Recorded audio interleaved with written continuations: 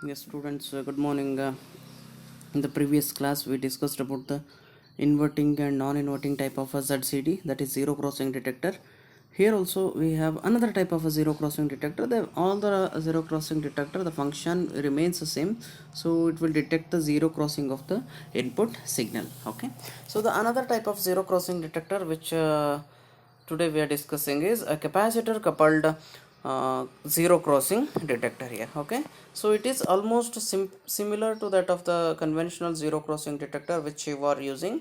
Okay, the difference is at the input side there is a capacitor coupling is there. Okay, so why capacitor coupling is just to eliminate the unwanted things. Okay, eliminate the DC portion of the wave. Okay, so that is why the coupling capacitor is used in the input side. That is why it is called as zero capacitor coupled zero crossing detector. Okay, so capacitor is coupled at the input side, that is the difference. Okay, and the inverting, another inverting terminal is provided with the biasing voltage, supply voltage.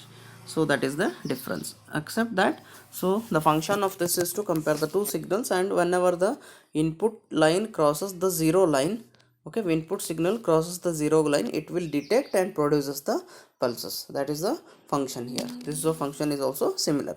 So here you can see, and Vin is greater than Ve, that is Vin is this is the Vin and this is the Vb. So input voltage is greater than the bus voltage, or biasing voltage, sorry, but not bus voltage. So input voltage is greater than the bias voltage.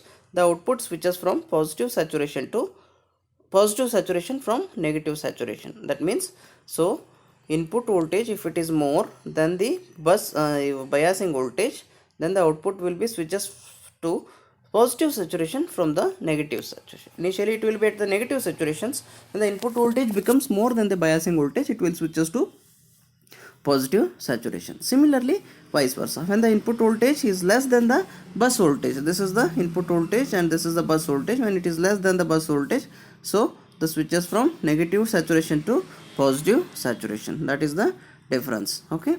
So next is you just have to okay. Okay, so switches from negative to positive saturation. So there are some of the design steps you have to just remember for the capacitor coupled zero crossing type of the detector. So the R1, the resistance R1 can be calculated as 0.1 VBE divided by IB max. Okay, what is IB? It is let I2 is equal to 100 times the IB max.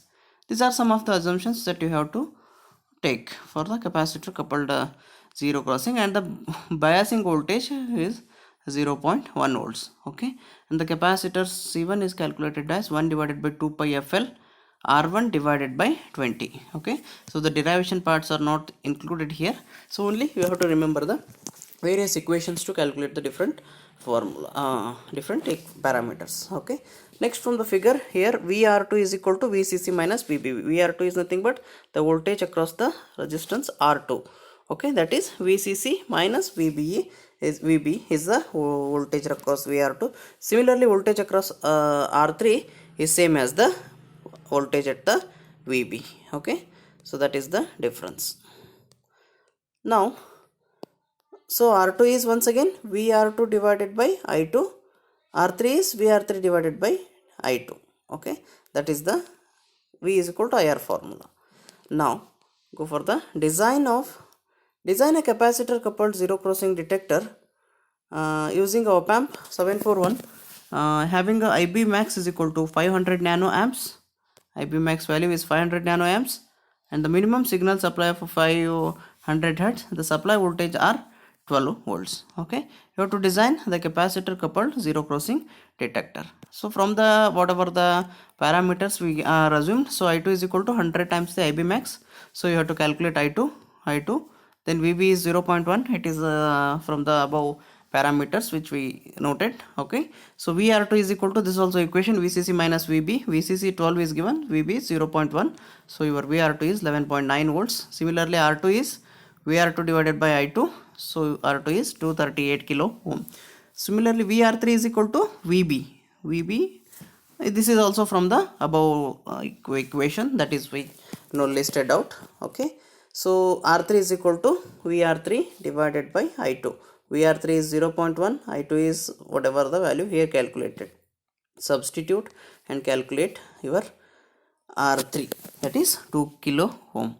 2 kilo ohm you got. Similarly R1 is, it is also listed in the list of formula. R1 is equal to 0.1 VBE divided by Vmax. Substitute all the values, you will get the R1 as 140 kilo ohm. Okay, similarly C1 is, this is the equation which is from the above, which we noted. So you will get the capacitance 0.05 microfarad. Okay, standard value is 0.05 microfarad only. Okay, so this is how you have to design the capacitor coupled zero crossing detector.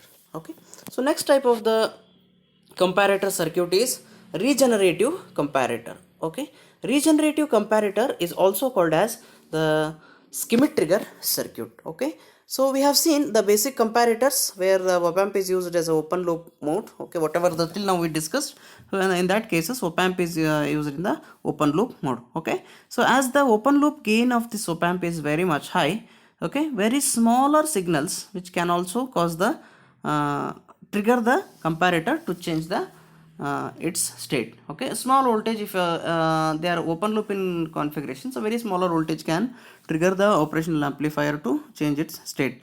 Okay, to avoid such false signals, or unwanted triggering of op amp, so okay, which is used with the feedback, that is called as regenerative comparator or schemic trigger circuit. Okay, this is a circuit with a positive feedback, that's it. The schemic trigger circuit is nothing but the closed loop comparator, okay, or the circuit with the positive feedback. Okay, it is also called as a regenerative comparator or schemic trigger circuit. So in the schemic trigger circuit also we have a two types: inverting, based on where you are giving input to the signal. So we have a inverting schemic trigger and the non-inverting schemic trigger. Okay, this is the equivalent circuit which is shown here is the inverting schemic trigger, and this is the output voltage of the inverting schemic trigger circuit. So as I said, most of you already done the experiments on the schemic trigger. So it is irrespective of any input, if you give, the output voltage will be always the square pulse. Okay, that is the operation of the schemic trigger circuits. Okay,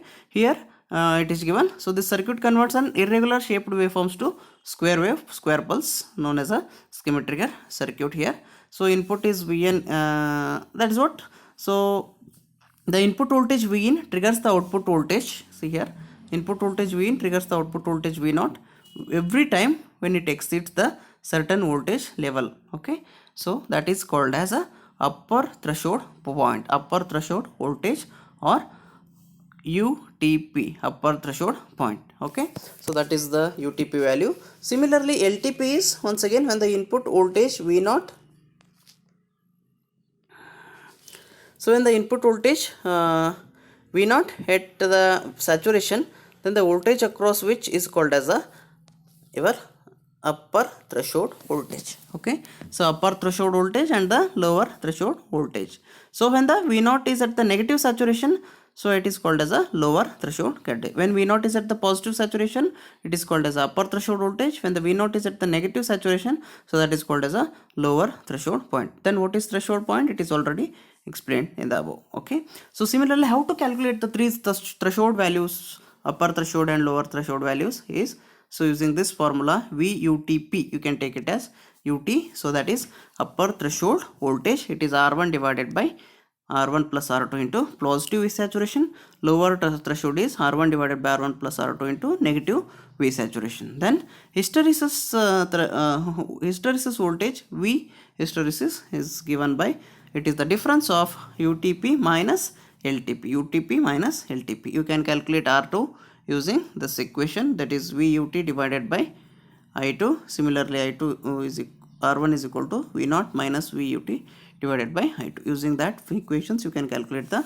R1 and R2 value, and this is the hysteresis curves of a schemic trigger circuit, and this curve is already, you have observed how it comes in the schemic trigger network. Okay, hysteresis curve. Hysteresis voltage can be calculated using this particular formula, right? So this is the inverting type of the regenerative comparator or inverting schemic trigger circuit. Similarly, so the non-inverting schemic trigger circuit. So this is the equivalent circuit of a non-inverting scheme trigger circuit, and the operation of this is similar. Okay, so in the previous inverting scheme trigger, if the input is positive, so output is negative. Okay, as it is a non-inverting scheme trigger, so input is positive, the output is also positive. Okay, whenever the input is positive, output is also positive. Whenever the input is negative, output is also negative. That is the difference between inverting and non-inverting type of the scheme trigger circuit. Okay, and here also you have, there is a upper threshold voltage and the lower threshold voltage that can be calculated using this particular formula. Ut is equal to R2 divided by R1 into positive saturation. So here VLT is equal to R2 divided by R1 into negative saturation. So that is the difference between the inverting and non-inverting type of the regenerative comparatory circuits. Okay, so here one so that's about the inverting and non-inverting type of the regenerative comparators. The problems on these regenerative comparators and the rest of the things, I think another one video, your third module will complete. Okay, small bits, small things are there. So in the next video, we'll discuss about the problems on these regenerative comparators and other types of the comparatory network. Okay, so this is about the regenerative comparators. Okay, thank you.